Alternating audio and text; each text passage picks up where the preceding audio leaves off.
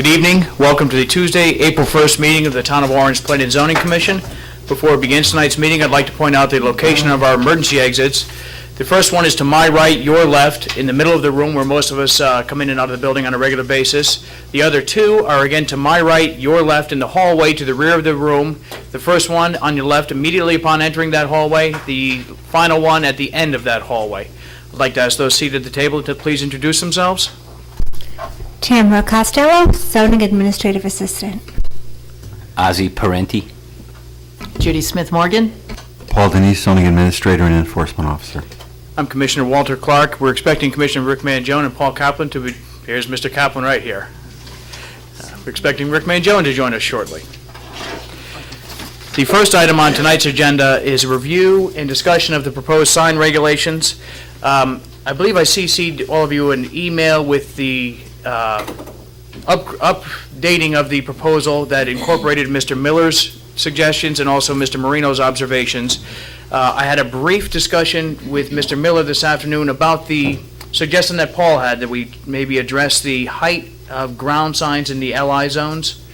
And during that discussion, I had the proposal that I had drafted that I sent you out, but he had a couple other ideas. So what I'm going to do is incorporate those ideas. I'll email them out to you sometime this week, and then we'll take it up at our next meeting. Are there any questions? The next item on the agenda is a review of the minutes from the March 18th, 2008 meeting.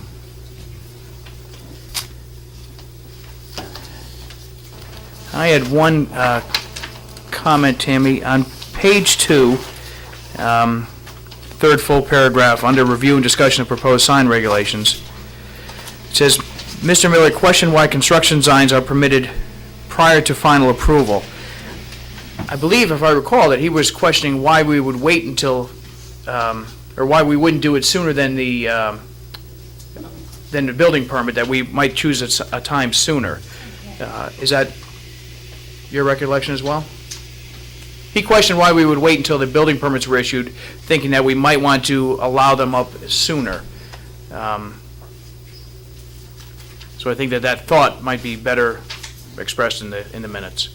He thought that we should allow them at an earlier date of some time. Other than that, I have no comments.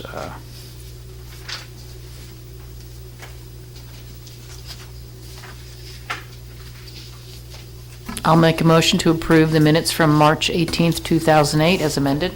Second. All those in favor signify by saying aye. Aye. Motion passes 4-0. Next item on the agenda is the request for the release of bond, $30,000 cash bond for Northeast Beverage Corporation at 32 Robinson Road. This project was completed at least 2 years ago.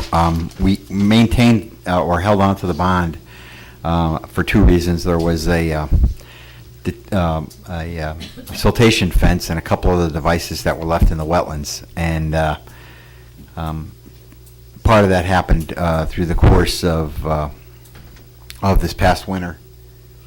They've been since removed, and there were other one or two other items that from what I recall, had to do with the wetlands that they have addressed. We've the sign-off sheet with all the various department heads.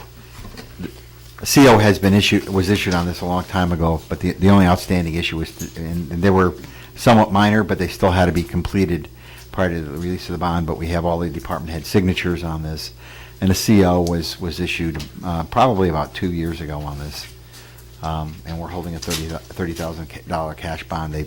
All the site improvements are completed and the as-bills are submitted into the office. Any reason that we shouldn't release it, Paul? No. All the department heads have signed off.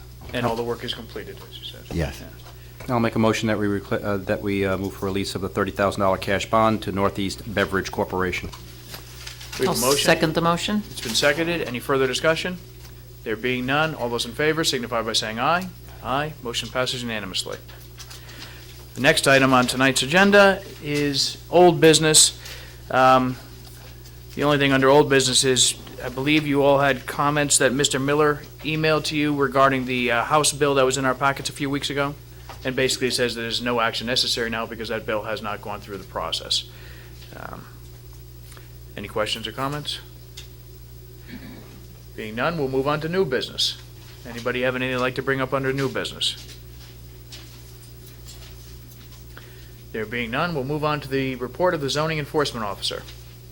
Still went out getting some illegal signs. There was out on the post road today, and there's one obvious sign that's out there. The business owner had contacted me yesterday to tell me they were putting up the sign. It's a situation where the business is going out of business, but I will have a discussion with them tomorrow on that. Other than that, we have continued mostly to meet with merchants wanting to comply in at least 3 or 4 other incidents, and Post Road's been pretty clean. There hasn't been the need for a lot of enforcement lately, the past week or so. Good. Paul, at our last meeting, you had a violation on Lambert Road that you were quite concerned with, an illegal business. Any Yes. update?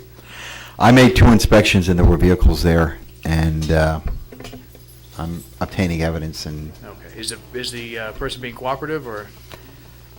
well, my discussions with them, they were cooperative, but the evidence is still there. Okay. I went by there a day ago, and it was later in the evening. I went by during the day. There wasn't much there, but later in the evening, there was a truck, there was a trailer, and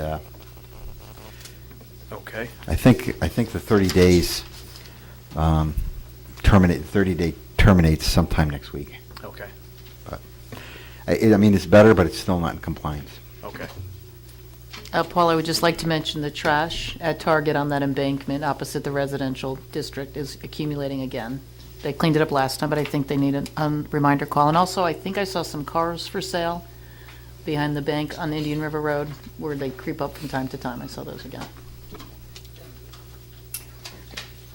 Are there any other questions or comments for Paul? There being none, we'll move on to item number 7, although I don't see the applicant here. This is the site plan application, the architectural review, and the pylon sign. So why don't we, do we need a motion to skip on to number 8? I'll move that we skip on to number 8. Okay, we have a motion. I'll second it. All those in favor signify by saying aye. Motion passes 4-0. The next item on the agenda is a re-subdivision application for Farm River Estates. If you recall, when we left this last time, we wanted to get clarification from Mr. Marino as to the definition or the regulation. Mr. Parenti was correct that I was mispronouncing the word, but the definition of the word was correct. So we do have the discretion to vote on this if we feel that, to deny this application based on that regulation if we feel it applicable. My opinion is that it is applicable here, that they do have the ability in this area to design those lots in accordance with, with what's expected. This is the one, Bo, with the T-bone on the top? Yeah, and there's actually a third one too. I think it's lot number 1 has that L as well. Lot number 2, I'm sorry. They can be more creative, I think, and come back with a different drawing that will, I think, be more in line with what, what the intent of the regulations were, which would have more, fairly, not square lots, but that was an aberration. Yeah. And I think really the determining factor is, the definition of the word, where it can be put into practice. And clearly with the amount of land that they have there, they could have put it into practice to have more appropriate lot lines. So that's my feeling on it. I don't know if the commission feels the same way, or if anybody's prepared to make a motion. I would suggest, and I think we've done it in the past with different, with other applications, that, Paul, we have the ability to waive the application fee? The authority to waive? Yes, we've done that on occasion. I would be in favor of waiving the application fee when the applicant comes back. I mean, they presented, they've been trying to work with the town. I know that they have submitted a couple different plans to the first selectman. Obviously, we can't look at them now because the public hearing has been closed, but they are, coming up with some other ideas. So my feeling is that when the time comes, I would be willing to waive that application fee. But right now, the item at hand is if anybody's willing to make a motion on this matter now, the subdivision application. I am. I'll move that we deny the re-subdivision application of Farm River Estates submitted by Farm River Estates LLC to re-subdivide 22.78 acres of the RES zone into 9 lots. We have a motion. Is anybody prepared to second it? I'll second the motion, but I would just suggest that maybe we reference that section of the regulation Yes. as the basis for Yeah. us Correct. denying the motion, denying the application. Yeah. 1 second, and I'll get that out for us.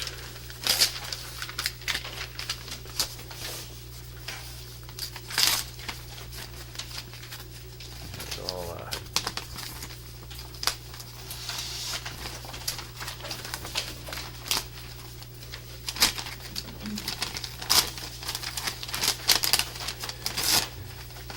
The regulation is 382-21G. I'll revise my motion to add that the denial is based upon, or in part upon, our discretion under Section 382-21G. I'll second the motion. Any further discussion? There being none, all those in favor of the denial signify by saying aye. Aye. Denial passes 4-0. The next item on tonight's agenda is an application for site plan review to locate a deli at Springbrook Commons, 240 Indian River Road. Is the applicant, please come forward.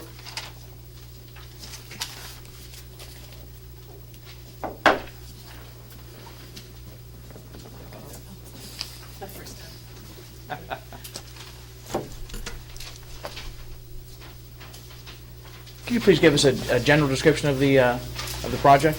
Okay.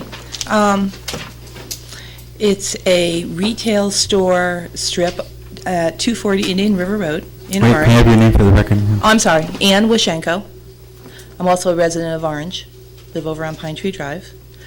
And the unit that I would like to, I guess, be reviewed from a retail unit into a deli is at Springbrook Commons. It's an N unit. It's 1,000 square feet. What I would like to put in there is it's a small deli, mostly sandwiches, salads, soups, no fry laters. I've already been approved for a grease trap, a 1,000-gallon tank. That's all set. I have the plans of the deli if you Well, need to see we that. have those. One question I had, and you may or may not have the answer to it right now, is that in one part of your application, you refer to the 1,000 square feet as being Building C, Unit 1, and in the parking calculations, It says C5. yes. Any And- idea why, or? He said it was just a typo, Okay, the builder. okay. The C5 part is a typo. C5 is the opposite end, Okay. I believe. It's the right side, but I'm in C1, which is on the left side. Okay. If we go to approve this, I think we should make a conditional on just a corrected one being, just so the record is clean. I mentioned that to him. This is an allowed use under Regulation 383-89D. The grease trap has been approved. We have the fire marshal's comments that were incorporated in the application. The parking calculations were adjusted, and they still have ample parking with some room to spare. Paulie, how close are they to opening? Well, they're very close. I can't say the deli, but the building itself, you You're know, just I- waiting for the CO, Right. I guess. They're very close. Just to clarify this for the commission, the space that the deli is going to occupy is approved for retail. Historically, we've considered a deli a food service and a restaurant type use. And the significance of that is that the parking calculations are different, and that's the primary area that the applicant had to display. And of course, all the other site amenities are under construction or rather, just recently completed construction under our regulations, so those weren't issues. And Ms. Wishenko did get all the required sign-offs from the WPCA, who required the grease trap, the fire marshal, building inspector is familiar with it, and she's also been in touch with the health department as well with her floor plan. I have all of their information that they asked for. Even with the differing use, there's plenty of parking there, I'd imagine. I think they're required to have 2 additional parking spaces overall. I think the calculations said that. And there I think was, it's- and They had 11 over what they needed, so now there's 9 over. Nine. Right. So they're, And it's not a sit-down, it's not going to be a sit-down restaurant. There's only 4 tables in there with 2 chairs per table. And it's mainly just for convenience, if Yeah, someone I wants to think sit. that It's based- mainly takeout. Yeah, based upon, your captive audience there, I think it's going to be a nice addition to that. What it's going to be a bunch of professional offices and other offices there. And I think one benefit is too, it's going to keep some of that traffic off the post road if they don't have to go too far to eat. So it's, Right, Will you be open 7 days a week? just 6. Okay. I'm going to take Sunday off. I was kind of glad it wasn't on the post road, because it's so congested on the post road that I would think people would be thrilled to be able to go on a road that wasn't so congested like Route 1, yeah, being Indian Get River. in and out I quickly. would Yep. agree. Are there any questions or comments? Are there any questions or comments from the audience? There being none, is anybody prepared to make a motion? Yep, I'll move that we approve the application for site plan review to locate a deli at Springbrook Commons at 244 Indian River Road. 240. Which is, 240 Indian River Road, which is at, let me just see here, 1,000 square foot area in Building C, Unit Number 1. Correct. And that, as a condition, that they should correct, what was it? Well, there was the fire marshal's comments that were incorporated in your application, he had some comments that they be addressed. They've already been addressed. Okay. Actually, I have all the plans for the exhaust system for the stove with me, if you want to see Oh. that. He would be the one that would prove them anyways. Yeah, and he mentioned the sprinklers, because we were building, excuse me, a restroom. He wanted to make sure the sprinklers were in the right spot over the restroom. Okay. And exit lights, emergency lights, which we've already put on the plans. They were included in the information package, so we could just refer to the fire marshal's comments that were included in the application. As a condition of the motion or the approval that the fire marshal's comments be complied with. We have a motion. I'll second the motion. Any further discussion? There being none, all those in favor, signify by saying aye. Aye, pass unanimously. Good luck and welcome. Thank you. Thank you. Make sure you come see me. Well, we will. I see that the applicant has come in for 363 Post Road, which is the site plan application, architectural standards, and this also has a sign review as well, or sign application as well.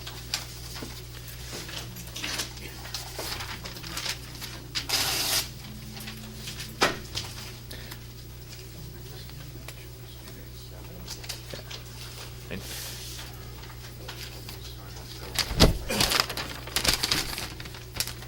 Well, that's all right. You're on the stage.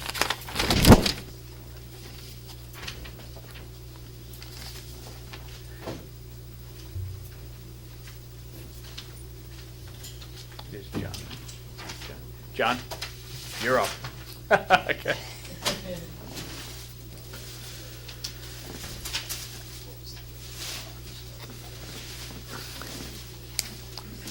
Well, what happened with the water drains? Is that addressed? The drains? It was addressed, or is it going to be? He's going to do that.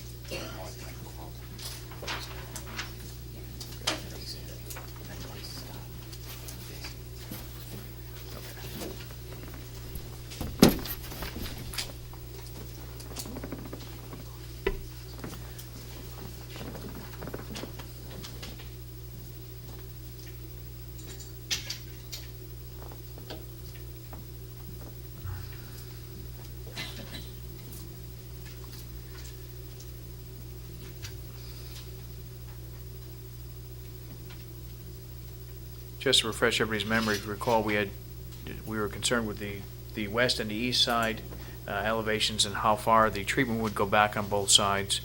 I'm not sure if anybody else had a chance to go out there, but I did go out there and I met John there, and there was an issue that I noticed with the drain pipes from roof drains from both buildings came down between them and then came out to a pipe that ran directly out into the parking lot. I brought that to Scott's attention and Paul's attention, and I believe it was brought to the applicant's attention as well. Yes, it was. Okay, for the record, my name is John Cruitt, and I am the architect for 363 Boston Post Road Associates.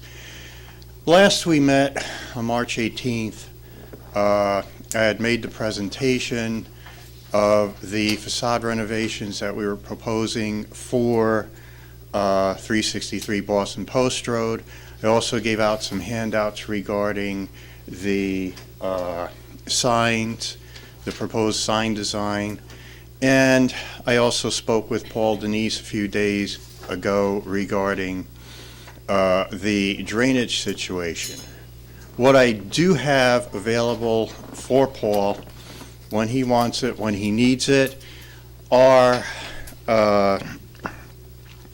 site plans which do show how we plan to handle that drainage situation. These site plans basically show a 900-gallon dry well where we plan to take the roof drainage, which is on the west side of the building, and channel that drainage into the dry well, which will also have a catch basin, which will pick up some residual storm drainage. So those will be available to meet the condition should we be granted whatever decision the zoning board comes up with. Now, we are hoping that because of our schedule, we can get a decision tonight. Indeed, we had a meeting between myself and the chairman, which we had a walk around so I could demonstrate to him the various aspects of the design. For those in the audience, this is the existing building as it stands right now. What we plan to do is we plan to take this existing canopy with its wrought iron railing, remove it, and replace it with this treatment, which basically is a combination of the synthetic stucco drive-it and also the stone masonry. So that's all I have right now. You were also going to provide us with a west side elevation, I believe? Yes, and I had submitted those copies of the complete elevations, 6 sets to Paul Denise. Do we have those, Paul? I didn't. No. Okay. I had two concerns.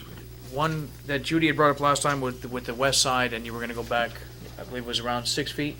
Yep. Is that fence that's there now going to remain there? Or a similar fence? It looks like the fence is going to remain there, but the fascia is higher than the fence, so we can still carry the fascia through. Okay, okay. And That fence is about, I estimate it's about 4 or 5 feet high. my second comment, and after we met, where you showed me where the proposal is to end the existing treatment and go on from there with paint, I have to say that I disagree about the visibility factor from 2 points.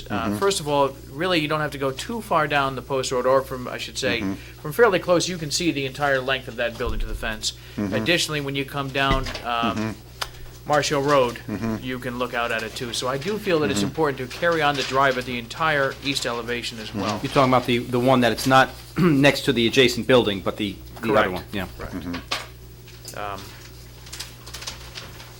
And I didn't know if that's something that the applicant was willing to agree to.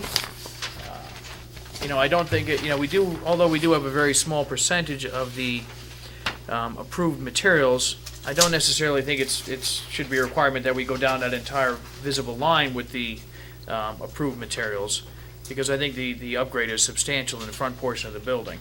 What are you thinking about for the side? Well, it was proposed to go, do you have that elevation handy? They were going to go In down, fact, it's on those drawings. the initial proposal was to go down these 2 windows with the stone, right? And then they were going to stop here. These bases here, we're going to have the artificial stone, and it was going to continue down all the way here with the drive-it. But they were going to stop right about here with the concrete. I think the drive-it, not necessarily the facade change, because this only has to screen the mechanicals, but I think the drive-it treatment should continue down to this corner. This is actually an L here, correct? This is where the L is? Yep. This line right here represents an L, sorry. The building comes in this way and then goes back out. But I think that the drive-it treatment, at least, should continue the rest of this distance, because it is visible from quite a few different reference points. And really, just really beyond, if you're in the outer lane on the post road, or I should say the center lane on the post road headed west, it does become visible fairly quickly after that light. And no one's moving that quickly, but Yeah. they can't see it. Yeah, So right- I do yeah. feel that it would be best interest of everybody to have that drive it continue down to But that. basically, you just want us to continue the drive-it treatment itself, not necessarily the upper fascia. Correct. The upper fascia, because that hides the Yeah. mechanicals, and that's the important fact there. Yeah, let the record show I have no problem with that. I'll certainly relay that to the applicant, and we will make that particular change. We will accept that as a condition of approval. Is that acceptable to the commission? That's what I would, yeah. And the east elevation is going to be done to a point, I can't recall what the record was on that. If I remember right, correctly, you can't see that, even if, I mean, Yeah, that's it's the right west next to the other elevation. building, The right? west elevation, I'm sorry, you're Yeah, it's correct. only like 4 or 5 feet away from the adjacent And you were building. going to go down. We were going to take the fascia 6 feet and also the drive-it treatment 6 feet. Yeah, I think that's sufficient on that elevation, That's as shown on this plan? yes. It's shown on the elevations that way. If we do vote to approve this application, I do think that we have to make a condition of approval that the drainage issue be addressed, excuse me? Yeah, prior to a building permit. Just to show you, if you could take down this mark, I can point out the location of that drain pipe. It's on that first picture that you had. Yep, sure.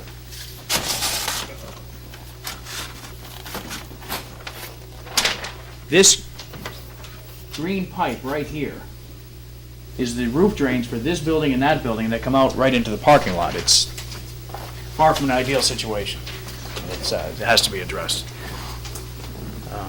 Other than that, I do find that the proposal, as I mentioned, it is a fairly small percentage, but there's a lot of glass there, and it's a tremendous upgrade from the existing building. Do I have? Paul, they said they were going to put in a dry well. Is that an acceptable way of handling that water? Yes, there's no area there to tie in the roof drains into an existing system, so, and we have done that in the past. Okay. And is that, do we have to get a sign-off from somebody on that, or no? It'll be a review by Scott Allen and the town engineer. You wouldn't have any objection if we did an approval tonight with that condition? No, I also talked to Scott Allen and let him know that, and he didn't seem to have an issue with that either.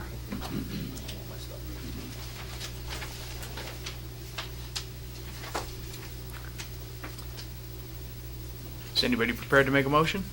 I'll make a motion to approve site plan application architectural standard supplement submitted by 363 Boston Post Road Associates LLC for property known as 363 Boston Post Road, condition upon the drainage issue being addressed prior to a building permit being issued, And the extension of the Of agreed-upon extension of the, yeah. as stated on the record by the applicant, yes. I'll second the motion. We have a motion, it's been seconded. Any further discussion? There being none, all those in favor signify by saying aye. Aye. Motion passes unanimously. Here, abstain, I'm sorry. 401, one abstention. The next item here Thank is you very the, much. well, we still have the pylon sign issue. Oh, okay. That has to be voted on separately, correct? Paul, you've reviewed it. I saw nothing wrong with the sign. I felt it met all of our regulations. I would say the only caveat being that he has to satisfy whatever the building inspector would like as well. Okay. Does anybody else on the commission have any concerns with the pylon sign? Is anybody prepared to make a motion incorporating Paul's suggestion? I'll move that we approve the design for the pylon sign at 363 Boston Post Road Associates LLC for the property known as 363 Boston Post Road, and that the sign should be in accordance with the reasonable restrictions of the building inspector? Well, as per the building code and building inspector. Okay, per the building code, per the building inspector. We have a motion. I'll second the motion. Any further discussion? There being none, all those in favor signify by saying aye. Aye. Motion passes unanimously. You're all set now. Thank you very much. Thank you.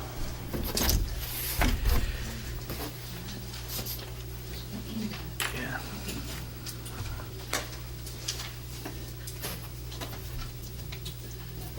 Always mind with this one. The next item on tonight's agenda is a Section 824 referral, request for the abandonment of a portion of Taft Road submitted by Peter and Anna Gista.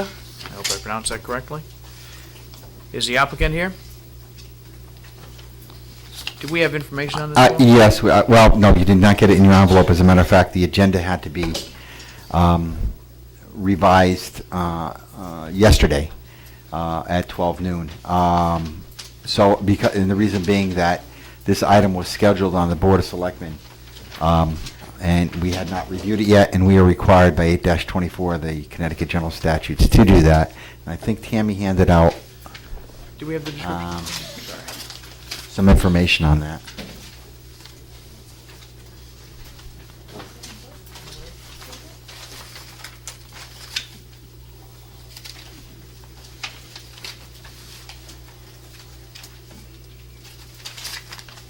I don't see it, Tammy. Did I miss it?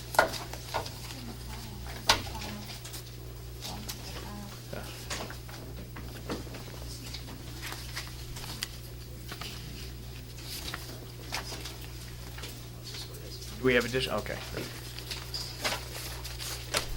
Paul, do we have any comments from the, Let me just explain the process for the road abandonment. Under state statutes, it does require your action. The first step in the process, however, is to meet with Ed Lieberman and get his recommendation. Ed had no objections to the road being abandoned. It was his opinion that it would never be used in the future, nor would it ever be paved. Once that was accomplished, Bob Heise compiled an A2 survey that the Board of Selectmen require. So at this point, I'm not aware of any need for it. I think Ed Lieberman also he also feels the same way. yeah, I can read Mr. Lieberman's comments into the record. Here's a letter to the Board of Selectmen from Edward Lieberman dated March 27th. Taft Road between Hadley and Omen Avenues has never been constructed. It is a paper street of no value to the town. It is a 40-foot right-of-way, and if it were to be constructed today, 10 additional feet would be required to bring it up to current requirements for a residential street. There is no apparent need for another intersection on Omen Avenue for safety reasons. It is therefore requested that the abandonment of the portion of Taft being asked for by Peter and Anna Gista through Robert J. Heise, P.E., in a letter dated March 19, 2007, be approved and sent to the town meeting for approval as required by town code. The portion to be abandoned is shown, shaded in, on the attached map. Mr. and Mrs. Gitsa and Mr. and Mrs. Carmine Savreese will share equally in the land if the abandonment is approved. Each will receive a 20 by 100-foot parcel. Encloses a copy of an affidavit to be signed by the first selectman for recording with the town clerk after the approval at the meeting. Just so the commission is aware, and you're probably already aware of that, but the other half of the road goes to the other property owner unless he refuses it.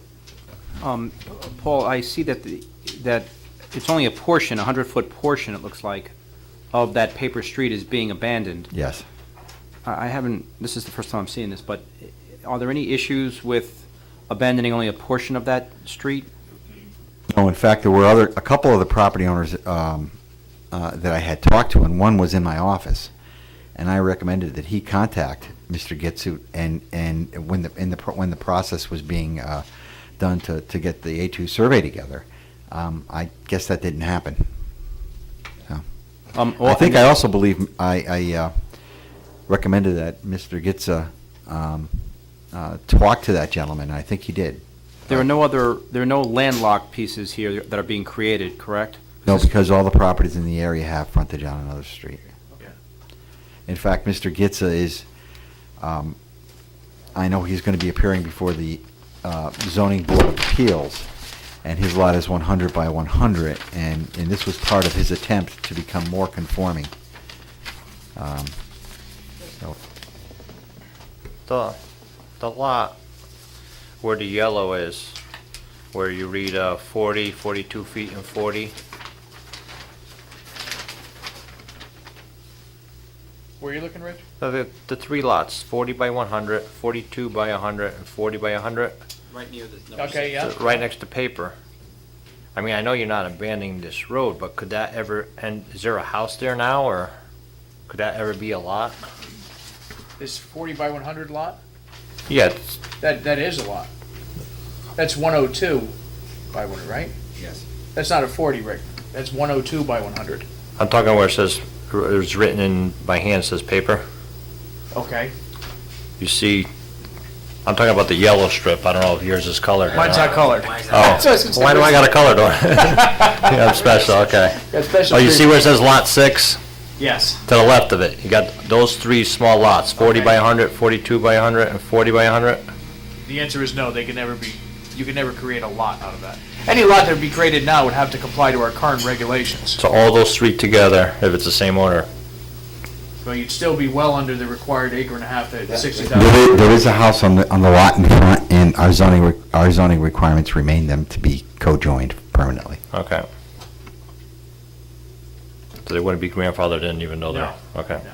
They wouldn't be grandfathered, I mean, you could, they're obviously lots, but they're not building lots, so they're.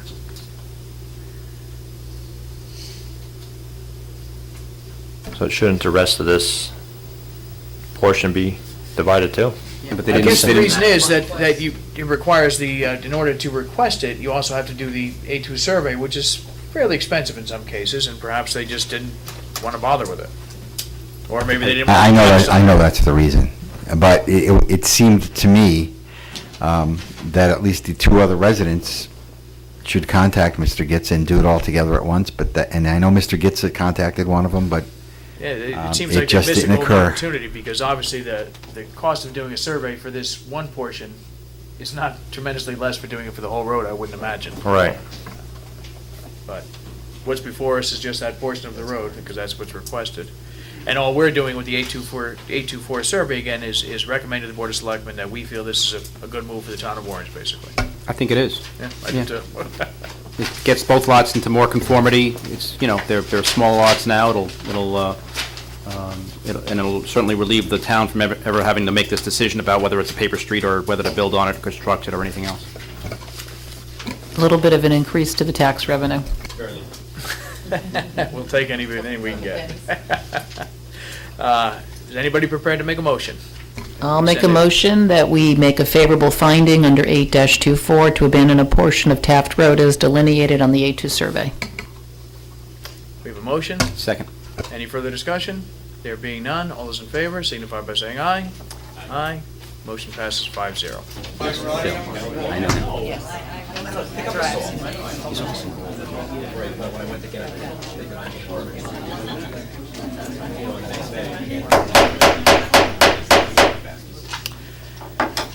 This time, we'd like to begin the public hearing portion of tonight's meeting.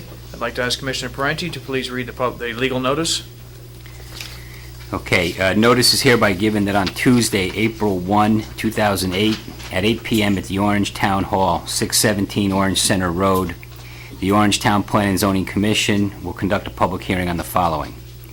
Referral of petition to amend the Orange zoning regulations to permit veterinary care facilities by special permit in the RES Residential District, submitted by Jeffrey K. Shapiro. A copy of this notice has been filed with the Orange Town Clerk, dated in Orange, Connecticut, this 12th day of March, 2008. Thank you very much. This time, we'd like the applicant to come forward.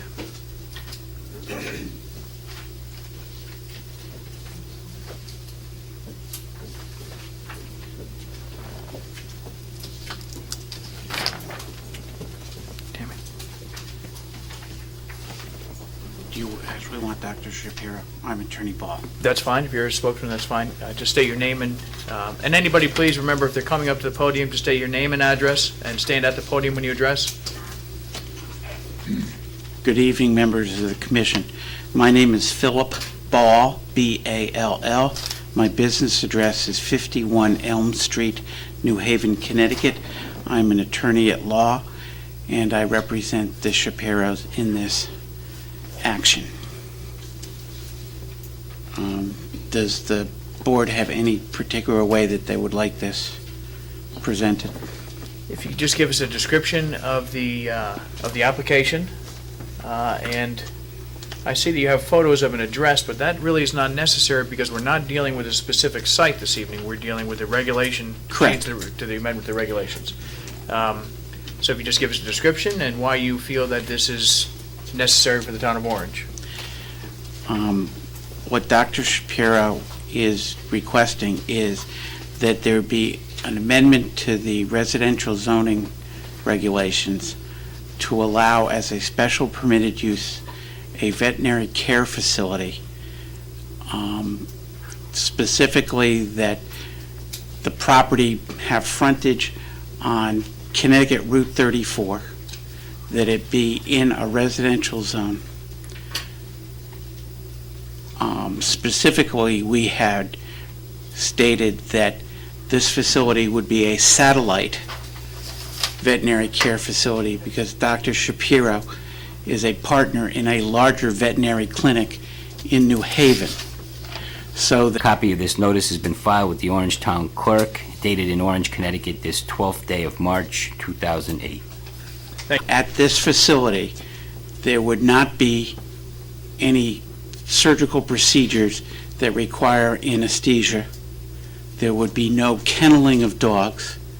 There would be no boarding of dogs. Dogs would, well, I'm saying dogs, animals would not be left there overnight.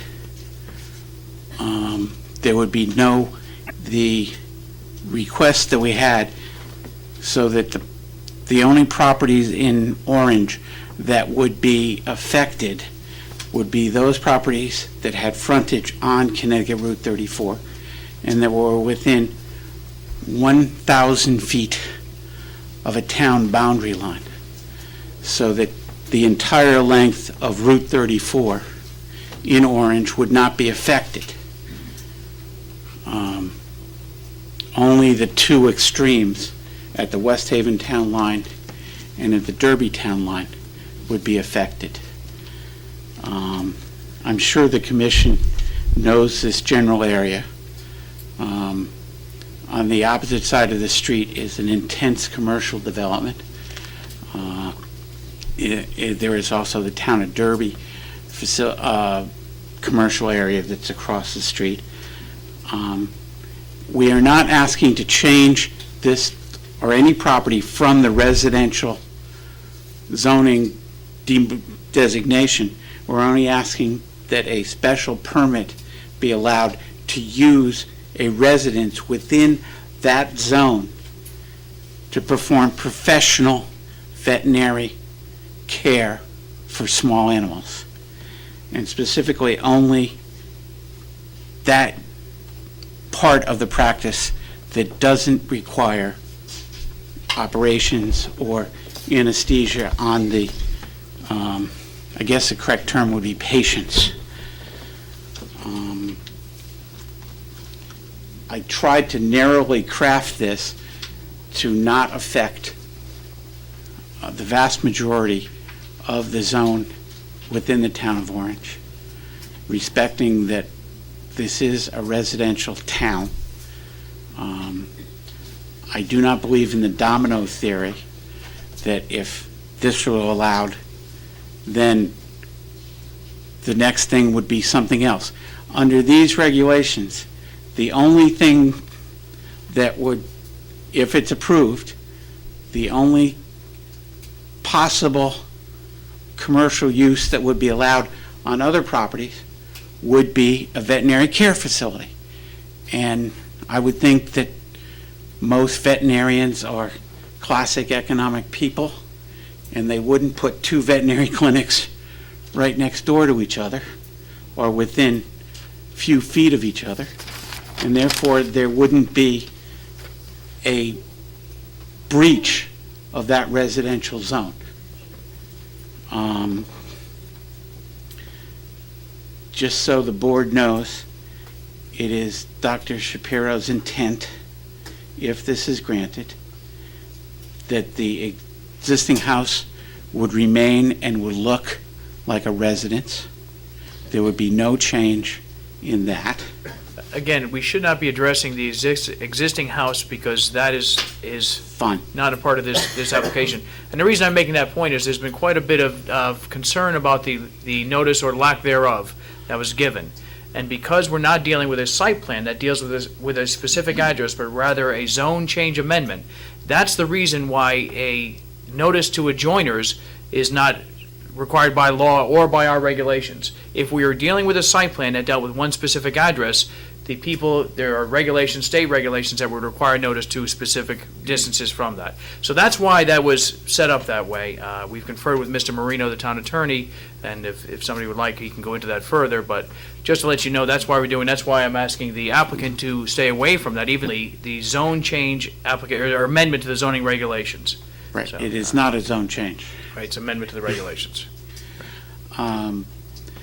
If We'll give you a chance. if that's the case, then will I be allowed No, we know the applicant does have a piece of property there, and for all intents and purposes, we know what his intentions are. What we're dealing with tonight is only, rebuttal after the negative? absolutely, Then I believe I will spend my time, if I have to, on that. okay? I would note that Dr. Whitney's practice was in a residential zone, did property values. As well as being an attorney, I am also a licensed real estate appraiser, and that's how I basically make my living. And I can tell you that there was no negative effect on any of the properties around Dr. Whitney's facility that can be shown empirically. Dr. Whitney was a good neighbor.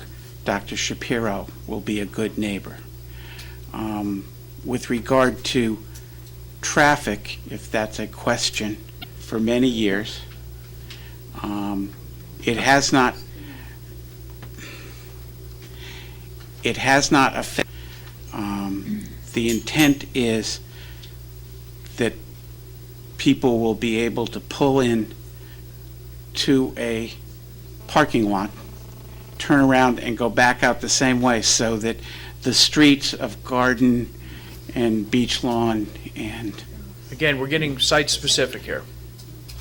the neighborhood, then I will not say anything more, but then I would presume that the other side will not be able to bring this up. The same will be asked of them, not to be site-specific.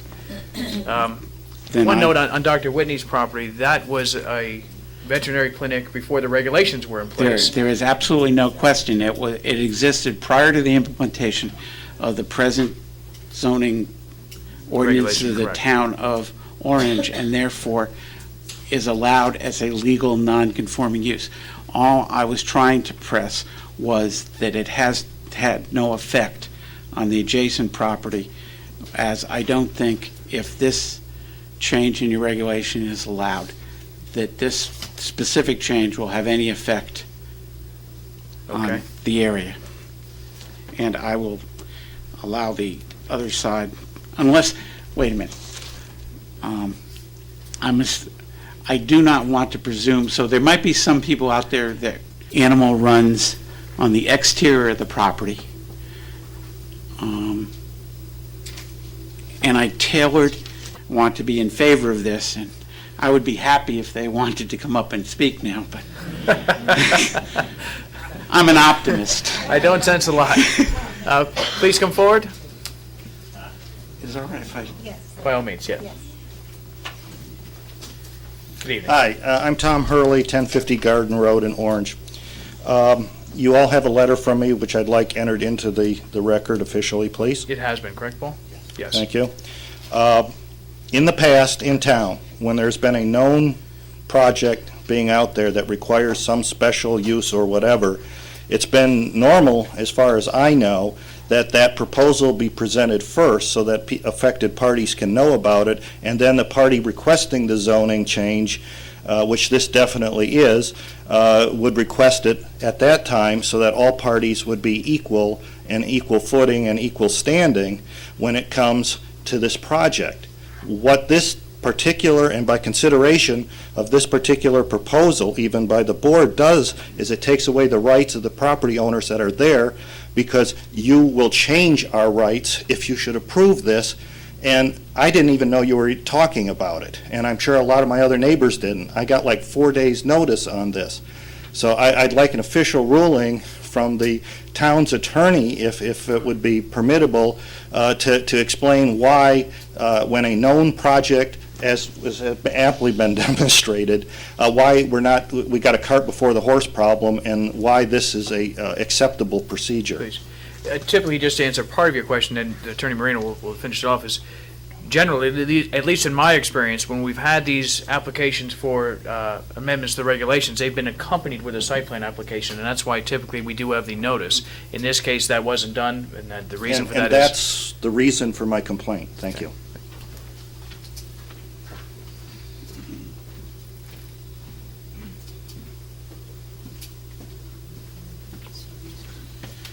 Vince Moreno, Town Attorney. To answer your question, the applicant is not required to file the joint applications. They can come in piecemeal as they have in this regard.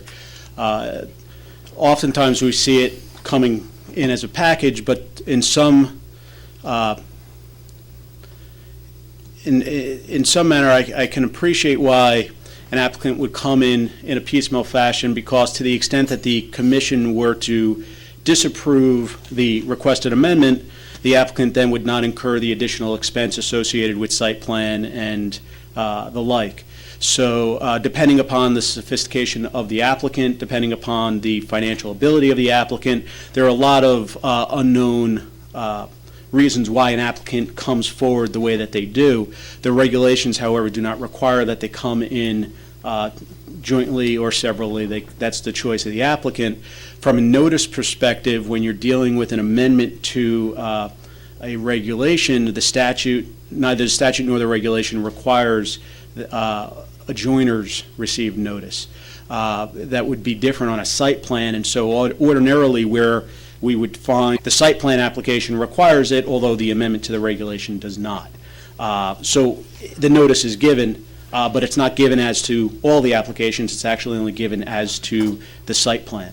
That's, I think, in a nutshell, the explanation. We cannot require the applicant to go back and take their applications and come forward. That's not the commission's right.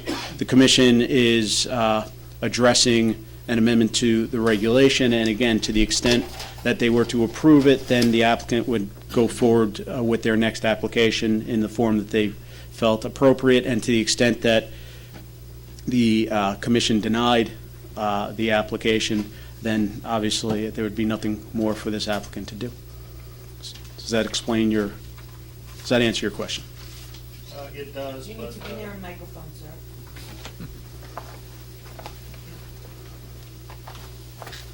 Your name again, please. Tom Hurley, 1050 Garden Road.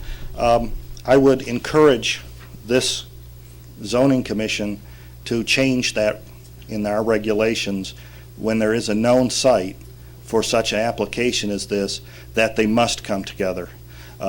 Because it's unfair to the other property owners in the area that may not get noticed, may not find out in time. And I'll tell you, I don't get the New Haven Register where this was put in. So I don't get notified, and there's no way that I can be notified, especially for something that's happening 100 feet from me, which we can't discuss tonight. Thank you.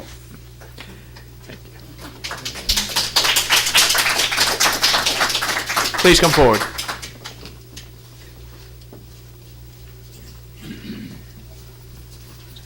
Good evening. Marion Hurley, 1050 Garden Road. I'm only going to address the proposed regulation. Thank you. I will apologize ahead of time if I have to drink water. I have a condition called dry mouth. Sometimes I choke, so I'd have a water bottle with me. In listening to Attorney Ball, there were several things he brought up that are not in the proposed regulation. He mentioned this would only be a satellite office. That's not in the proposed standard. He also mentioned it would only be small animals. That is also not in the proposed standard. One thing he did mention was the word frontage, which I'll get to. I had, in going over this, 3 questions, mainly regarding the wording. One of it was, it is only one profession. Why veterinaries? Why not doctors?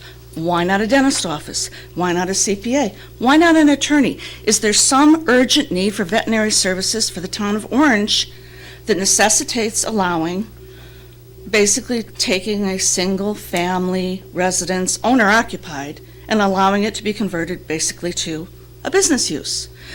So using the Town of Orange website, the U.S. Department of Census figures, using the internet to determine from the point of Orange in a 5-mile circumference, and calling the state to find out how many licensed veterinarians there are in the state, I determined that the Town of Orange has less than 0.4%, that's less than 0.5% of the state's population, and yet within a 5-mile radius from the center of town, there are 2.4% of the state licensed veterinarians, and that's assuming they're all in practice. Therefore, I don't see why there's this pressing need to allow this one profession to invade a residential area. As to something else Attorney Bowles said about this being specifically tailored, oh, do I agree with that? It is so narrowly tailored. Why is it within a 1,000-foot town line and on Route 34? Why not all of Route 34? Why not within 1,000 foot of the town line in the whole town? By so narrowly tailoring the wording, what he has done is created very narrow areas. The black line is the town line, the red line, Route 34. This little piece here is wetlands. The blue things over there are Maltby Lakes, and the green pieces are the maximum footage allowed. What he has essentially done by his very specifically tailored wording is created spot zoning. I have a problem with that. Another problem I have is something he mentioned. The properties have to have frontage on Route 34. Well, to me, lay terms, frontage to me means the business is going to face 34 or the access is going to be off 34. However, I went to town planning and zoning and I got copies of the regulations, and in looking at definitions under section 383-14, which are alphabetical, all the definitions, there's no definition for the word frontage. So while I am opposed to this allowed special use, which, by the way, very strangely, almost every other special use applies into the entire town, not just to one small section.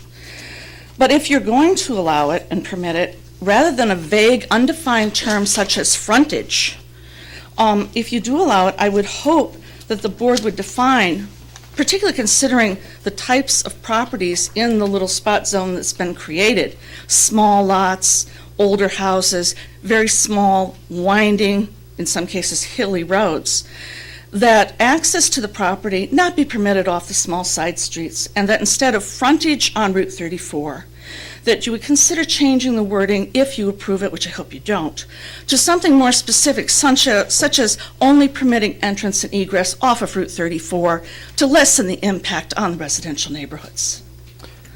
That concludes my comments. Mrs. Thank Hurley, you. could you leave your map and perhaps put it on the bulletin board? Oh, sure. Just think it might be helpful for later on in the discussions. Well, it is not like professional. I was Good enough going- to relay the intent. I mean, I had one day. It just might be helpful. Okay, sure. If anyone can use it, that's great. Please come forward.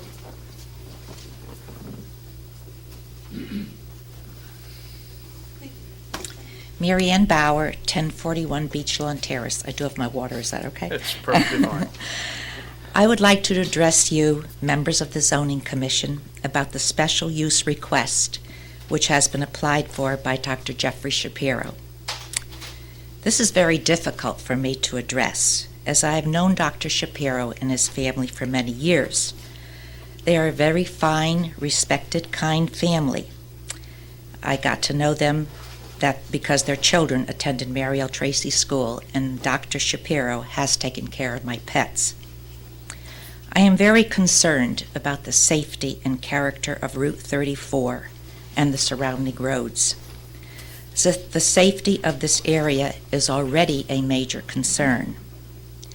I have lived on my present parcel of land all my life, being born there, and I have seen the character of Route 34 change. Not that I expected it to remain a two-lane highway forever, but I can remember the frustration my parents experienced when the city of Derby granted a special use permit to Mr. Ciccarelli, who owns the property at 435 New Haven Avenue, where the present Krausner's is. Mr. Ciccarelli, several times he applied for a special use permit, but being residential, it never passed. Mr. Ciccarelli became a one-term mayor of Derby, and then the present complex was built, housing a Wawa store and several other stores. This opened up the area, and in a few years, the present stores, now located on Route 34, changed the character of Route 34 forever. I am fearful that in granting this special use request, the south side of Route 34 in Orange will become commercial as the north side of Route 34 has in the city of Derby. If you have ever noticed, there are 5 traffic lights in less than a mile on Route 34 from exit 57 off the Merritt Parkway to Beach Lawn Terrace. Already this highway is very heavily traveled, and the area which would be affected is already considered the most densely populated part of Orange. I am the administrative assistant at Mary Tracy School. So often the bus drivers will call in telling me that they will arrive late at Mariel because of an accident or tie-up on Route 34. This has happened often, and when I inquire where the problem area is, it has been between Opequon Road and Grassy Hill. I can't imagine what the special use request might create for the future of Route 34 and the roads that exit onto this route. I can't mention streets. Not really. Okay. Yes, you can. Right, Yeah, right, absolutely. right. Yeah. Okay, I have to find it. Well, you can point to the general green part. Okay, all right. You put your finger on a Along certain this spot. route, there's a Connecticut Transit bus stops that run from Seymour to New Haven. There are always people, pedestrians, children, carriages, which they bring across the highway, and they are waiting there at the bus stops. If you've ever tried to get out of Garden Road to take a left, it's deadly. People from the surrounding roads, Northrop, Old Silo, Rainbow Trail, because there is a light at one of these intersections, that intersection is always busy. Can I name a few of the present establishments across on Route 34? Absolutely. And this creates a lot of traffic coming across. We have right now the present businesses of Dunkin' Donuts, Burger King, Webster Bank, Big Lots, Four Brothers Car Wash, Staples, a liquor store, a Vision Center, Wendy's, Valley Diner, Heavenly Donuts, McDonald's, the Walmart Plaza, and the Subway Plaza, along with the new businesses planned as Lowe's, Starbucks, a restaurant, and several other stores. I believe this would create a bigger safety problem than already exists. At this time, if this is granted, the entire town of Orange will be boxed in with Route 1 on the south and Route 34 on the north. What is to prevent in the future the entire perimeter of the town being developed for business purposes? The entire perimeter of the town would then be boxed in. Thank you. Thank you. Please come forward.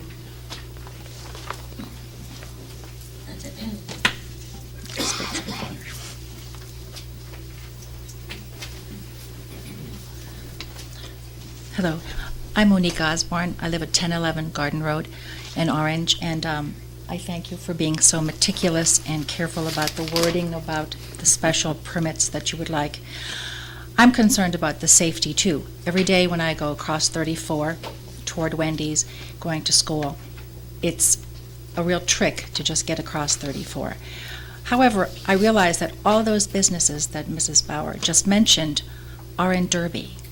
And I would like it that my neighborhood in Orange remain not to have businesses, not to have commercial enterprises. it's very important that we keep our parcels of land as a commercial residence. The impact, I think, would be great. It leaves open, for other things to happen. I think that Dr. Shapiro is a very good veterinarian. I've had my animals there. And one of the things that was mentioned in the proposal, I do take exception with, because I did have a cat neutered at his Derby facility down the road. I'd prefer if he kept it in Derby down the road as opposed to bringing it to Orange. But I really was concerned about not having anesthesia, because when my tomcat was neutered, I do hope he used anesthesia at his facility, and I hope that he continues to have those little procedures using anesthesia. And I know he's affiliated with the New Haven Surgical Hospital, but so I'm not sure if I really swallow that particular condition of the proposal. Anyway, it is a business, and we live in a residential neighborhood, and I'm very concerned that the character of that residential neighborhood will be impacted.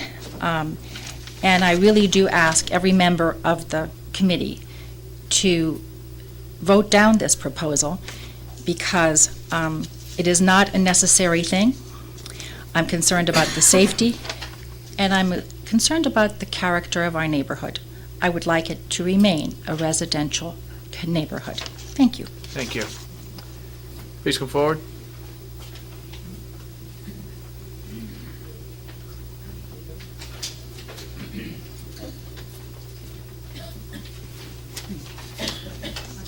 Richard Manley, 1037 Fernbrook Road.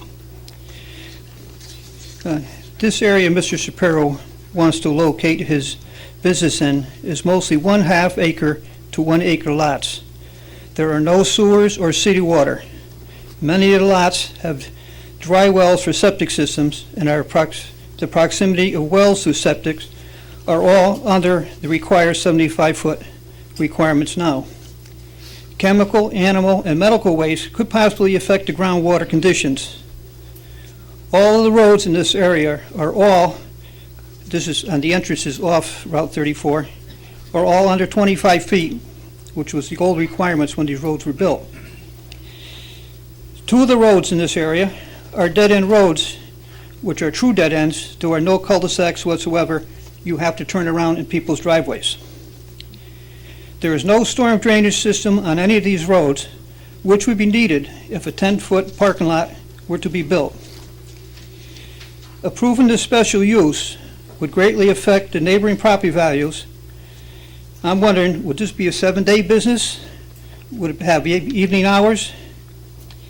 And he says, there is no hardship that would cause Mr. Shapiro to request this change. There is plenty available commercial property available in the commercial zone. I would welcome his business to Orange, but only in the commercial zone. Thank you. Thank you. Please come forward.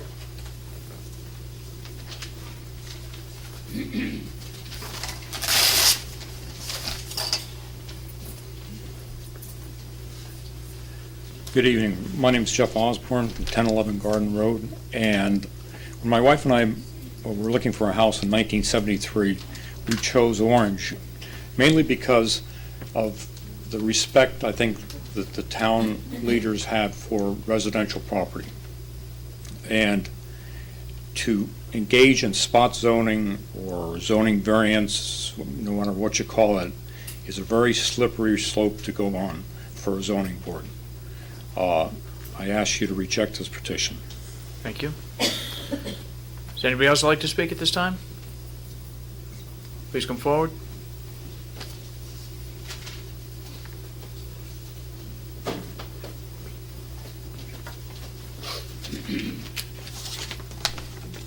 Paul Tarbox, Fernbrook Road. Excuse me, what was your last name? Tarbox. Mr. Chairman, members of the commission, I'd like to ask you to oppose this measure. And my reasons are for the fact that all of us here have done a little door knocking recently. And, in doing that, we actually get to talk to neighbors. I was all over that area, and the one thing that repetitively came to me was the fact that people did not want to see any type of expansion of businesses or professional buildings, professional uses, or anything else along Route 34. That was a major concern with sewers being brought in, and it's a major concern today. My neighbors have called me repeatedly recently about the fact that they're very concerned about this. Today, they're my neighbors, but they're your constituents. And this is something that I know they feel passionate about, and I'd just like to make it known to you. Also, I'd like to speak about the fact of the town plan as it currently lies. The town plan we currently have incorporates a business zone where we keep all of that, and it keeps the rest of it residential. And I think, other than the non-conforming uses before that was brought in, it's been a plan that's worked out very, very well. The majority of the town knows exactly where to apply for businesses, and currently the business zone, the post road, has more than enough openings for any type of businesses that need to come into town. The one thing that I want to mention is the exclusive policy associated with this. Being a member of working for the Connecticut General Assembly, I deal a little bit with language. I understand that the desire to make this so it's very, very specific is good, but the same point is they're very easy to manipulate. Essentially, that's all we do with the General Assembly. We look at the different laws, and when you want a new law to be passed... You manipulate? Yeah. You might want to avoid that. I can say that now that I'm not an elected official. You guys can yell at the senators and reps on that one. But essentially, even looking through and removing just the word Route 34 Derby Avenue, if only you struck that alone, the entire green zone would surround the entirety of the town. Doing small changes to these can have great impact. So I understand that drafting it this way is a desire to try to keep it so specific, but it can have unforeseen consequences in the future. So because of the neighbors asking, and ultimately the fact of adhering to the town plan, I would ask you to vote this down. So have a good night. Thank you. Thank you. Would anybody else like to address the commission? Please come forward.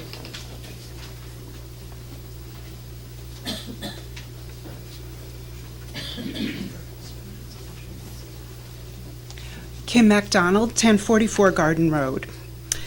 I am concerned about the wetlands that run throughout the Route 34 Orange Derby corridor, including the areas of Opequon Road, between Fernbrook Road and Grassy Hill Road, and at the intersection of Route 34 and the road where I live, Garden Road.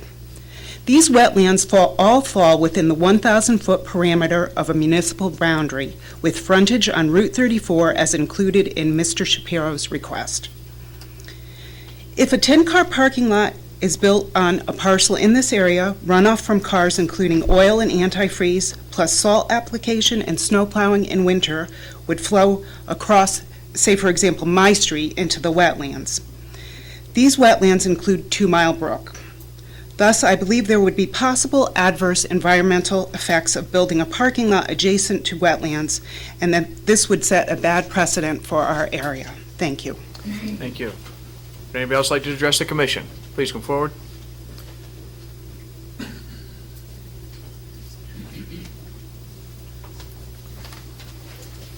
Evening. I'm Peter MacDonald, 1044 Garden Road. Very short. Again, obviously, I'm opposed to Dr. Shapiro's action here.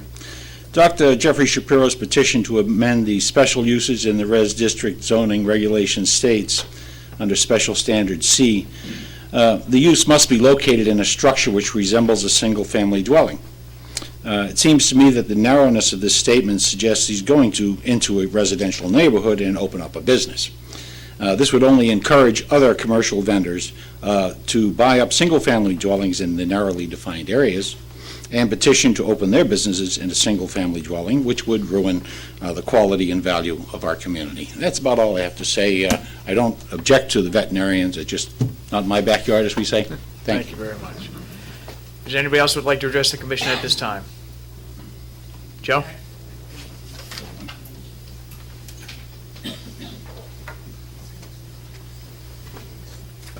Joe Blake, 589 Avon Drive. I'm speaking as a resident, not as a Board of Selectmen member. I was surprised to hear the difference when a notification has to be made on a special use opposed to a zone change.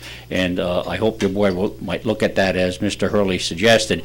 One of my suggestions might look into to notify all the residents. It's a costly item for any municipality. So maybe the possibility could be that the applicant could be required to put some type of a small sign on the property, like you see when there's a liquor control permit to be had. So therefore, the residents in the area would know there's something brewing and would know when a public hearing is going to be held. And if that is required in your application, I would even go along with that the applicant, it would be a tax exempt sign, because I know how signs, well, they're great political signs, but I know what we all think about them. In this case, Joe, we couldn't do that, and the reason being that the applicant is applying for his own change that encompasses many more properties than he owns, so he would actually be forced to put signs on property that he does not own, and obviously couldn't do that. Not that he owns, but put the sign on the one that he does own, so at least you are aware that a hearing is taking place. Some type of a notification without costing the town a lot of money by sending out postage. At today's postal rate, it's prohibitive probably, but at the same time, maybe on at least one of the parcels of property, to at least, so the public knows, rather than a telephone tree, that there is a zone change or a special use being requested.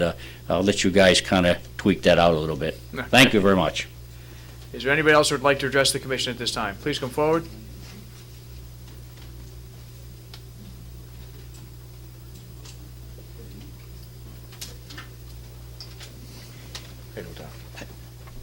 Tom Workis, 1050 Beachfront Terrace. The following special standard, G, a freestanding ground sign is not permitted. Well, that leaves the world open. Maybe a neon sign 30 feet long on top of the roof going all night. No sign should be allowed in a residential area. There should be no commercial businesses running in the residential area. So I totally disagree with the proposed special use. That's about all. Thanks. Thank you. Is there anybody else who would like to address the commission at this time? Please.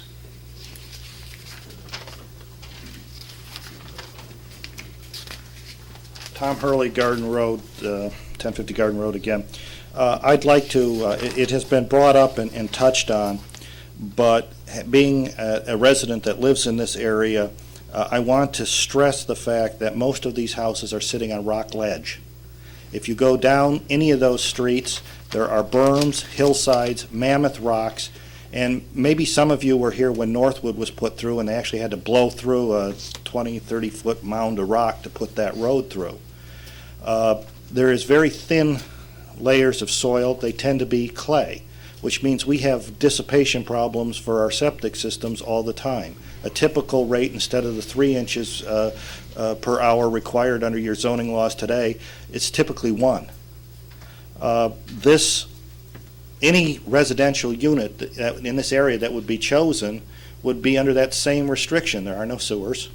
So now you're going to be doing this. I had a question that, does pet grooming services fall under vet care there? I mean, there's no official designation of what goes in there. We could have a big water usage thing. During the drought areas in my particular part of this thing here, I've had neighbors on both sides of me, their wells go dry. And I've actually had to try and supply them water through a hose because my well went down 150 feet. I have neighbors that are within 200, 300 feet of me that have had to go down 300 feet to get to water. So now you're in this area, if you put commercial businesses in there and they may have high water usage, you're going to impact a bunch of us and force us to try and either access city water or take a risk that we're not going to have water when we need it, because under this special use, the business would have the same rights I have to the groundwater and to the dissipation of sewage and whatever else on their properties through the normal septic system. I would suggest that a requirement, if this were to be approved, you definitely make sure they have to somehow tie into city water. Thank you. Mr. Hurley mentioned the concern about pet hair, and that is a concern that is expressed in the letter from the town sanitarian that we all have a copy of as well. Yeah, I'd like to read it. I'll read it into the record at this time. Dear Chairman Clark, please consider the following comments regarding the proposed special use amendments to the residential district veterinary care facility. The proposed standards are acceptable with particular emphasis to the prohibition of kenneling and animals in surgical procedures. Such practices that result in nuisances such as noise, buildup and disposal of fecal waste, odors, and groundwater contamination should be avoided at all costs. His second bullet point reads, groundwater contamination may still be a concern if extensive grooming takes place, and then in parentheses, wastewater disposal by the sewage disposal system. In addition, cremation should be prohibited to prevent air and pollution odors. Overall, it is probably not a good idea to permit such a facility in a residential area without sewers and without reference to the location of the facility in relation to other adjoining properties. And that's from the Town Sanitarian dated April 1. Is there anybody else that would like to address the commission at this time? Please come forward.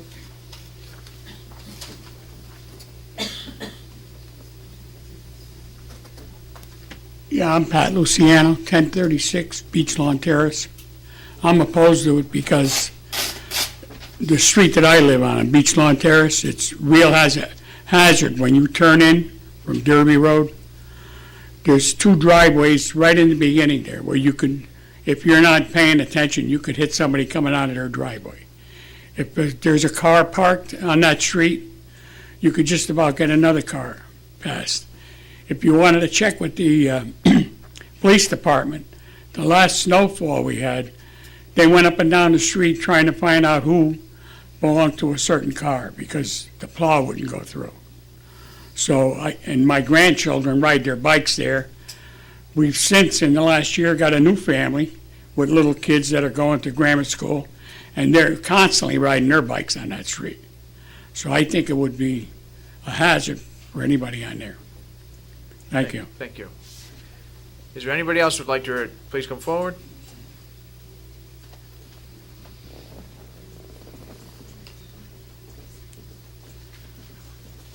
How do you do? My name is Bala Venkat. I have a long name, Bala Subramanian Venkataraman. I live in 1058 Beach Lawn Terrace, Orange. Here are some thoughts why this petition should not be favorably considered for adoption. Our planners in the past have not thought it fit to include veterinary care as one of the permissible special uses, even though Orange Town was having enough agricultural base, and it is not clear why we should break away from this tradition now. There must be many reasons why they did not choose to include, but at least it must be clear that animal odor and the waste from the care facility should be enough of a reason since it affects the safety and character of the residential zone. We are not permitting even a doctor's or a dentist's office in the list, and a veterinary facility is the least to think for inclusion. If you look at the petition closely, it becomes clear that even the petitioner, who is an expert in veterinary field, is firmly holding the opinion that a veterinary care facility is not fit for inclusion in 90% of the town's residential areas. Expert opinion remaining as such, this should not be included as a special use. The petitioner also has a conflict of interest since he is not residing in the orange corridor of Route 34. I don't know if it's correct. And is careful enough to exclude the area where he lives for locating a veterinary facility. If the facility is not fit for locating in one residential neighborhood, it's not fit for inclusion in another neighborhood as well. The above are just a few reasons why the petition should not be considered favorably. The petition may please be rejected. That's my opinion. Thank you. Thank you. Is there anybody else who would like to come forward at this time? Being none, at this time, Do have to read the letters from Yeah. the regional planning agencies into the record. do you want to read those in? The application required us to notify regional planning agencies, the state DEP, town clerks from North Haven, West Haven, New Haven, Woodbridge, and Derby were also notified. We received the following responses from the Valley Council of Governments. Referral from the Town of Orange, proposed amendment to the Orange zoning regulations, addition of veterinary care facilities as a special use. Dear Mr. Denise, the Regional Planning Commission of the Valley Council of Governments at its regular meeting on March 25th, 2008, voted unanimously to accept the staff recommendation of no regional impact regarding the above referenced proposed amendment to the Orange zoning regulations. A copy of this recommendation is attached. Richard Dunn, Executive Director.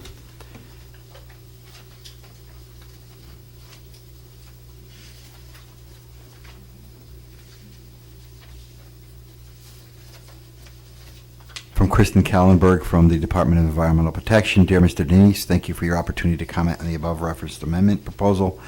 We have reviewed the proposal for consistency with the goals, policies, and standards of the Connecticut Coastal Management Act. We have not found any consistencies in the proposal.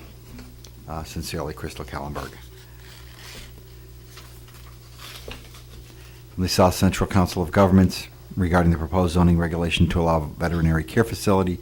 Dear Mr. Denise, thank you for sharing your proposed zoning regulation amendments. The Regional Planning Commission reviewed this revision at its meeting on Thursday, March 13th. By resolution, the RPC has determined that the proposed zoning regulations do not appear to cause negative intermunicipal impacts, nor do they appear to have negative impacts on the ecosystems of Long Island Sound. Please contact us if you have any questions. Sincerely, Charles Andrew. Is that it? I have a few comments that Mr. Ball may want to hear before he closes up his statements. As the Commission knows, when we consider a regulation change, we have to consider the health, safety, and the property values and water resources. There's health, safety, and welfare, and we also have to take into consideration the town plan of conservation and development. And since we don't have a comprehensive town plan, that exists within our zoning regulations themselves. We already have this as an allowed use in both the local shopping center, the C1 and the C2 zones, so I see no dying need for it at this time. And when I went to the Plan of Conservation and Development, I found many, many instances that this proposal would be contradictory to, and none that would be supportive. And I'll just go through them briefly as I can. If you turn to page 5 in the plan, under overall policies and goals, to maintain the quality and livability character of the community, I think the opinion, and my opinion as well, is that this would have a negative effect on the neighborhood here. Number 2, maintain the pattern of development whereby the town is essentially divided into a residential area north of the post road and an economic development area south of the post road. Clearly, geographically, this is in contradiction to the overall policies and goals. And also, the third bullet point is to protect the suburban and rural character of residential areas. I do think that this would be a foothold of commercial development on Route 34, and something that I'm not in favor of. If you go down to the 7th bullet point, provide for the maintenance of a healthy, safe, and good living and working conditions in the town as a whole. Again, I think this would have a negative effect on the neighborhood here. Under residential policies and goals, there's nothing there to support this. Under economic development goals, again, we're looking for economic development in our economic development areas. This is not identified as an economic development area. This is a residential area. The land use plan for the residential area, single-family homes will remain the predominant residential use. Again, there's no mention of trying to commercialize the residential zones. Land use policies. Land uses will be consistent with the primary goal of protection of residential neighborhoods from incompatible uses. I think the neighborhoods have expressed that they feel that this would be incompatible to their neighborhood, and I would agree with them. It goes on to discuss traffic. I don't think that traffic would be a major issue here, but again, it may be an issue with some of the narrow roads that would be in this area. Zoning policies. The zoning regulations should be reviewed and updated following the adoption of the plan. Zoning districts and regulations will be in harmony with the goals and policies of the Plan of Conservation and Development. Again, we have demonstrated, I think, that this is not in harmony with the goals that are in the Plan of Conservation and Development, nor with the neighborhoods. And lastly, when we consider these things, the zoning policies, we have to consider the off-site and cumulative impact of proposed development, and lastly, the need for proposed projects in the community, such as daycare facilities, and goes on the list. But it was demonstrated earlier in the public presentation that there is no need for this in the town of Orange, that we actually have quite a high percentage when you look at it from a statewide point. There are also, under 8-2, we are charged with protecting water sources. There has been some testimony given tonight, and I would tend to agree with that this could potentially be harmful to the water sources, both the wells and 2 Mile Brook and its tribute, and where it goes down to eventually Long Island Sound. So again, I've heard really nothing from the applicant demonstrating the need for it, nor why we should go deviate from our plan of conservation and development, and a considerable amount of, a lot of testimony and also evidence that would say just the opposite. I don't know how the rest of the commission feels about it, but those are my feelings.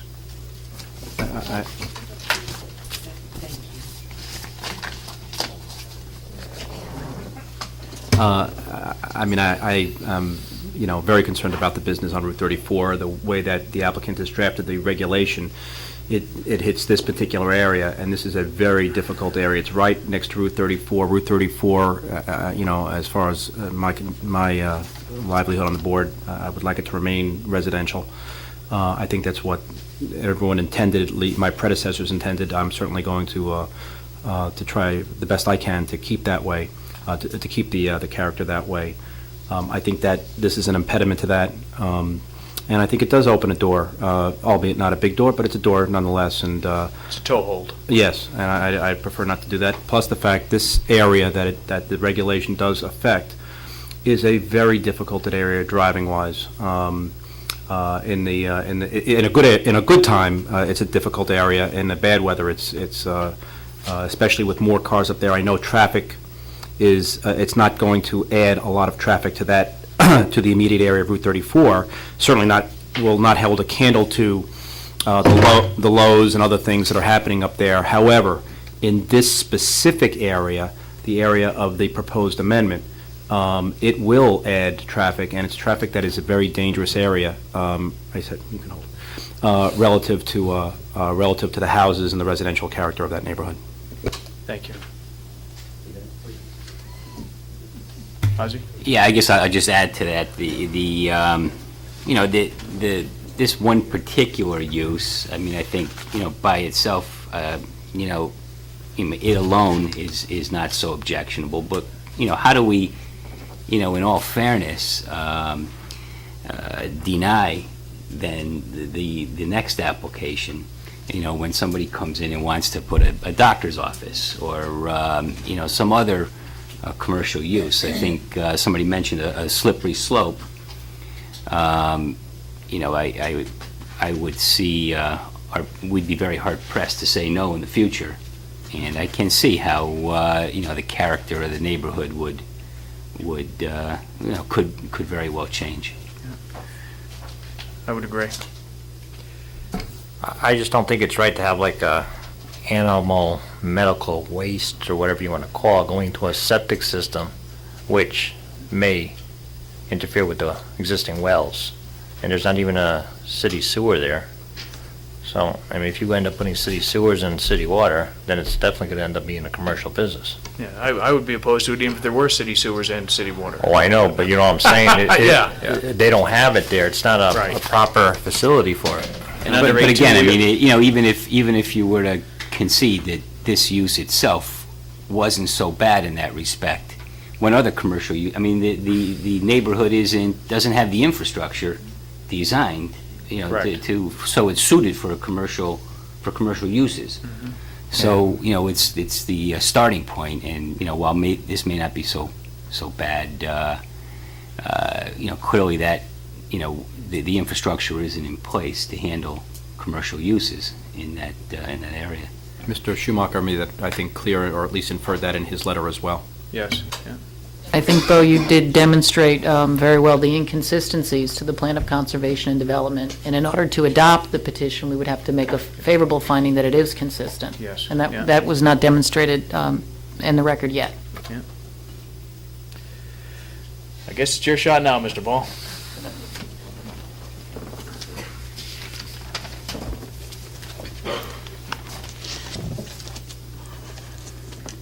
Let me give it my best shot. One, I got to tell you, I'm not that good a lawyer that I created all of these. I never anticipated that I was encapsulating the entire town of Orange. I was trying to create as little trouble as possible by making this amendment to your special permitted uses as limited as possible. One, I would like the board, if they can consider it to go out and notice that there's a fire hydrant next to the garage on the subject property. Again, we're getting site-specific. Wait a minute. Sir, we can't have it both ways. Everyone talked about not having sewer and water. You can address water, so you can just say that, I don't know if the entire zone has water, and that's what we'd be looking at. I don't know that. But again, to say that there is a fire hydrant directly in front of the site, we can't go down both paths. We either have to deal with it as a site plan, which you chose not to do, or deal with the zone in general. Just so the board knows and the people in the audience know, the reason that I didn't bring it with a site plan was I considered that the board might make changes to my requested amendments, and therefore I would have time and the ability to address those changes in the site plan that I would bring forward to you later. Yes, I'm pragmatic, and I don't want to spend Dr. Shapiro's money when I don't have to, but the primary reason was not the economic one. It was that I honestly believed that there might be some changes that the board would request, and that if you did approve it with those changes, I could then come back with a site plan that would meet those changes and not have to withdraw the site plan. Now, with regard to some of the comments from the people that were against this, I am a good enough lawyer that I know this is not spot zoning. I specifically crafted it so it wouldn't be spot zoning, because I know that you would not approve it if it was spot zoning, and it would be turned down if I ever went to court on it if it was spot zoning. Oh, no, we can't have comment from the public. And just for a minute, I've noticed that Mr. Bull is correct. By definition of the term spot zoning, this would not be considered spot zoning, because it encompasses many lots in a larger geographical area that would generally be considered spot zoning. Under the regulations as I read them, I don't think, as the proponent of this change, I have to prove any hardship whatsoever. I'm not saying there is a hardship. I'm asking, and with regard to other professional uses, in reading your zoning regulations, in a residential zone, you can have customary home occupations. So a lawyer could have his office in his home in a residential zone. A CPA could have his office in his home in a residential zone. Those are permitted under your regulations. But they can't I be didn't- correct?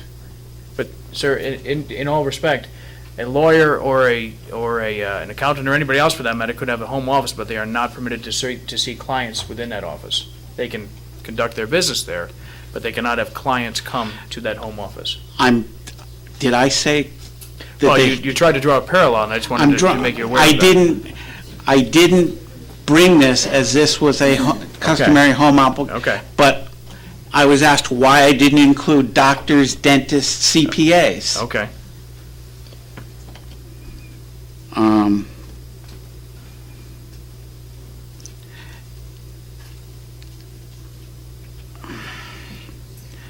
Okay, with regard to the frontage,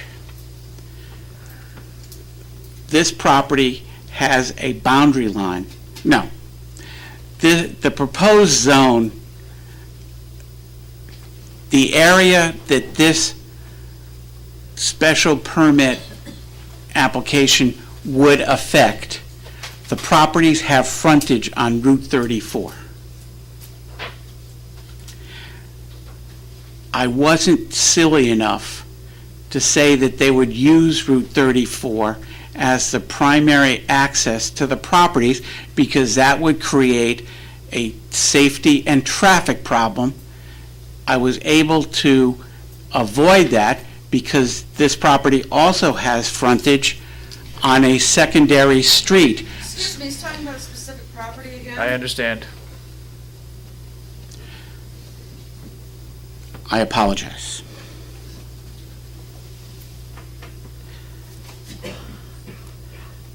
Um,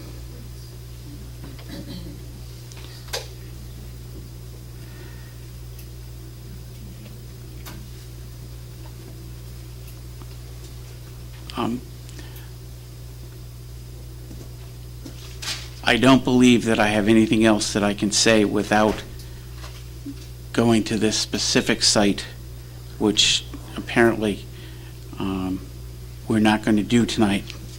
So I will leave it at that. I would specifically ask the commission to look at the area.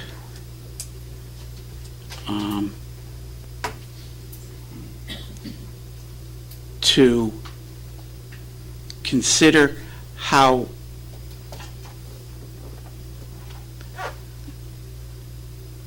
this specific request for a special permitted use is not a zone change. We are not asking that this area become commercial. We are asking that a single-family residence be allowed to be used as a professional office with controls set by this commission. Some of the questions that were asked by the people in the audience against this were hours, etc. I don't know if I can go into that, or is that too specific to this location? If it's not addressed in the regulation proposal, then it would be too specific right now, because it hasn't been proposed in the regulation. Is that correct, Paul? Would that be? I think you can discuss it because it's an important issue if you feel it's going to impact on the neighborhood. Okay. This office is not going to be opened after either 5 or 6 o'clock in the evening. I think when we address this, we should address that the regulation could state that offices, Yes. let's not Fine. go to this office. The regulations could limit this specific proposed special use, and the town has complete authority to regulate the hours of occupancy or use